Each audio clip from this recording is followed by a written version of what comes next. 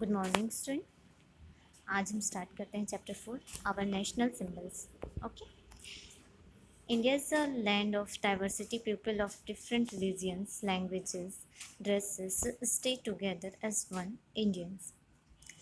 India में मतलब बहुत टाइप के रिलीजन हैं, बहुत सारे धर्म हैं, डिफरेंट टाइप के लैंग्वेजेस हैं, भाषाएं हैं, बोली हैं, अलग अलग प्रकार की पहनावा पहने जाते हैं।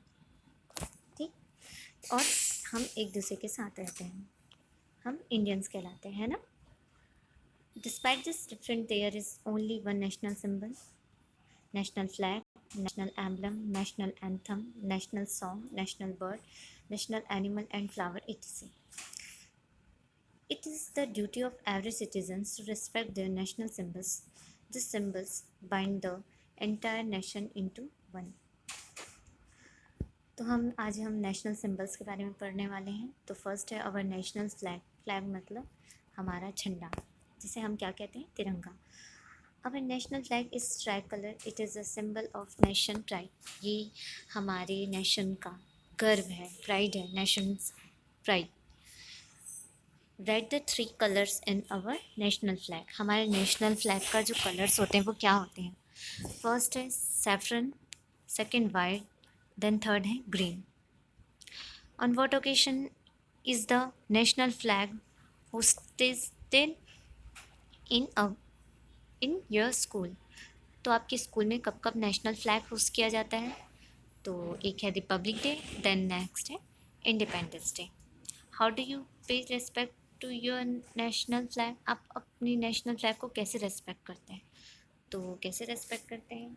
आप सल्यूट करते हैं खड़े होकर, है कि नहीं? देन नेक्स्ट है each colour in our national flag symbolises a different feeling.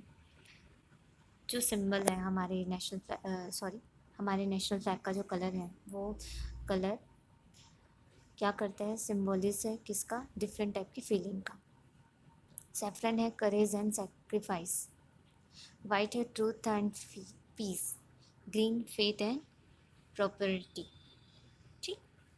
अब है in the centre of the national flag is the wheel which symbolises motion, progress and change. जो नेशनल फ्लैग के जो सेंटर में होता है, जिसे हम क्या कहते हैं? व्हील कहते हैं, अशोक चक्र। इसमें 24 स्पोक होती हैं, 24 स्पोक्स होती है, जिसमें कि ये हमारा किसका प्रतीक होता है? Symbolises motion, progress and change. Okay. तो मैंने बताया कि इसमें 24 स्पोक होते हैं। What is the shape of our national flag? हमारे नेशनल फ्लैग का जो शेप होता है वो क्या होता है? तो हमको पता है कि रेक्टेंगल। ओके। देन नेक्स्ट है आवर नेशनल एम्बलम।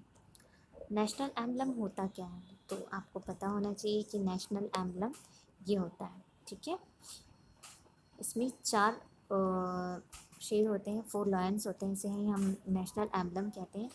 इसकी सेंटर पे देखिए अशोक चक्र है, मतलब आपका व्हील है। देन एक साइड में बुल होता है और एक साइड में हॉर्स होता है। अच्छे से आप गौर से देखेंगे तो यहाँ पर दिखाई देगा, एक तरफ बुल है एंड देन सेकेंड तरफ आपका हॉर्स है। ओके। तो अब इसके बारे में पढ़ लेते हैं। National emblem, look at this picture carefully, this is our national emblem, हमारा राष्ट्र प्रतीक।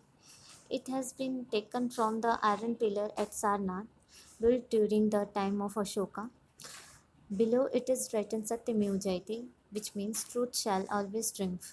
Look at the picture given और tell। ठीक। तो जो ये आप गौर से देखेंगे इस पिक्चर को कि ये हमारा नेशनल एम्बलम है। ये सारनाथ से लिया गया है और ये अशोक के समय, राजा अशोक के समय बनाया गया था। इसमें सत्यमेव जयते लिखाया हुआ है नीचे। इसका मतलब है कि सत्य की ही जीत होती है, और इंग्लिश में truth shall always triumph. Okay. Then हम नेक्स्ट देख लेते हैं। Okay. How many lions are there in our national emblem? तो आपको पता है कि 4 लायंस है हमारे नेशनल एम्बलम में। Which sign is ten common in our national flag and emblem? हमारे नेशनल फ्लैग में भी और नेशनल एम्बलम में भी ऐसा कौन सा साइन है जो कॉमन है? तो आपको पता होना चाहिए व्हील, मतलब Ashok Chakra. Which 2 animals can you see on both side of the wheel in the national emblem. तो आपको पता होना चाहिए कि नेशनल एम्बलम के मैंने बताया था कि एक तरफ जो राइट तरफ है वो बुल है और लेफ़्ट तरफ है वो हॉर्स है। ओके, जो बुल है वो हमारे पावर का, हमारी शक्ति का प्रतीक है, और जो हॉर्स है वो हमारी गतिशीलता का प्रतीक है। Where else have you seen the national emblem? आपको पता है जो नेशनल एम्बलम है और कहाँ हम देख सकते हैं? तो आपको पता है कि हमारे कॉइन्स में, हमारी जो सिक्के हैं उसमें नेशनल एम्बलम होता है। ओके, अब हम स्टार्ट करते हैं our national anthem.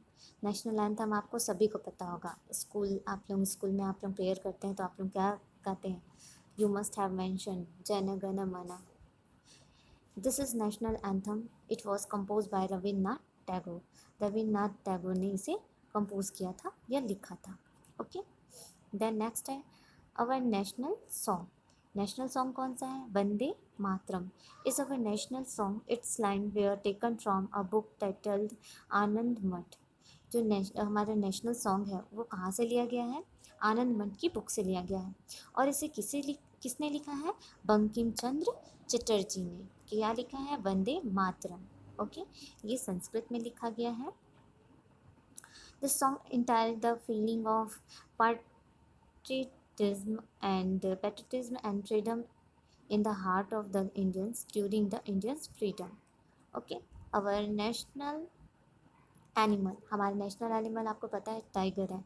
The tiger is our national animal. It is a symbol of strength and agility in the past. India could boast of many tigers, but their number have dwindled fast. So as an Indian, it is our duty to save our national animal. इनकी जो संख्या है बहुत कम हो चुकी, तो हमारी duty है कि हम इसे सेव करें, हम इसे बचाएं। अवर नेशनल बर्ड, हमारा नेशनल बर्ड कौन सा है? पिकॉक, मतलब मयूर, मोर। इन जंगल और जू, हम जंगल में भी देख सकते हैं, जू में भी देख सकते हैं। This is our national bird. It is famous for colourful. ये बहुत कलरफुल रहता है और इसके कारण हमको देखने में भी बहुत अच्छा लगता है कि नहीं? तो इसकी जो पंख होते हैं बहुत कलरफुल रहते हैं। तो इसमें लिखा है what is the difference between a peacock and a peahen. तो peacock is the male bird and peahen is female bird. जो पिकॉक होता है वो मेल बर्ड होता है और मेल बर्ड के में ही पंख होते हैं, बहुत सारे पंख होते हैं। और जो पीहन होती है, जो फीमेल बर्ड होती है, peacock is famous for its colourful feather and peahen is less colourful. जो पिकॉक रहती है बहुत कलरफुल होती है और पीहन होती है वो कलरफुल नहीं होती। ओके, तो समझ में आया होगा। Our national flower, you must have seen the lotus flower in pond and tanks. This is our national flower. How is the stem and fruit of a lotus used? तो आपको पता होना चाहिए कि लोटस फ्लावर का stem और किस लिए यूज़ करता है। तो lotus stem is eaten with added in salad, और lotus flower is use in Ayurvedic medicine.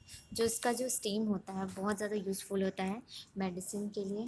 Okay, तो आपको सभी को पता होगा कि आप फूड में खाते भी हैं इसे, जिसे हिंदी में ढेस कहते हैं।